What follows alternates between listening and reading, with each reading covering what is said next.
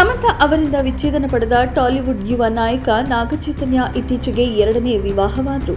ಶೋಭಿತಾ ಜೊತೆ ಬಹಳ ದಿನಗಳಿಂದ ಸಂಬಂಧ ಹೊಂದಿದ್ದ ಚೈತು ಕೊನೆಗೂ ಅವಳನ್ನೇ ಎರಡನೇ ಮದುವೆ ಕೂಡ ಆದ್ರು. ನಾಗಚೈತನ್ಯ ಮತ್ತು ಶೋಭಿತಾ ಧೂಳಿಪಾಲ ಕಳೆದ ವರ್ಷ ಡಿಸೆಂಬರ್ 4ರಂದು ವಿವಾಹವಾದರು.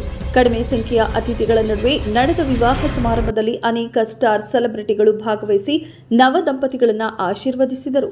ಈ ವಿವಾಹ ಮಹೋತ್ಸವಕ್ಕೆ ಸಂಬಂಧಿಸಿದ ವಿಡಿಯೋಗಳು ಮತ್ತು ಫೋಟೋಗಳು ವೈರಲ್ ಆಗಿದ್ದಲ್ಲದೆ ನಾಗಚೈತನ್ಯ ಅವರ ಎರಡನೇ ವಿವಾಹದ ವಿಷಯವೂ ಹಾಟ್ ಟಾಪಿಕ್ ಆಗಿತ್ತು. ಇನ್ನು ಮದುವೆಯ ನಂತರ ನಾಗಚೈತನ್ಯ ತಮ್ಮ ಸಿನಿಮಾಗಳಲ್ಲಿ ಬ್ಯುಸಿಯಾಗಿದ್ದಾರೆ. ಶೋಭಿತಾ ಕೂಡ ತಮ್ಮ ವೃತ್ತಿ ಜೀವನವನ್ನ ಮುಂದುವರೆಸುತ್ತಿದ್ದಾರೆ. ಈ ಹಿಂದೆ ಹಲವು ಚಿತ್ರಗಳಲ್ಲಿ ಹಾಟ್ ಆಗಿ ಕಾಣಿಸಿಕೊಂಡಿದ್ದ ಶೋಭಿತಾ ಇನ್ನು ಮುಂದೆ ಅಂತಹ ಪಾತ್ರಗಳಿಂದ ದೂರವಿರಲು ನಿರ್ಧರಿಸಿದ್ದಾರೆ ಎನ್ನಲಾಗಿದೆ. ಸ್ಪಷ್ಟವಾಗಿ ಹೇಳೋದಾದ್ರೆ ಅವರು ಪ್ರಣಯ ದೃಶ್ಯಗಳಲ್ಲಿ ನಟಿಸುವುದಿಲ್ಲ.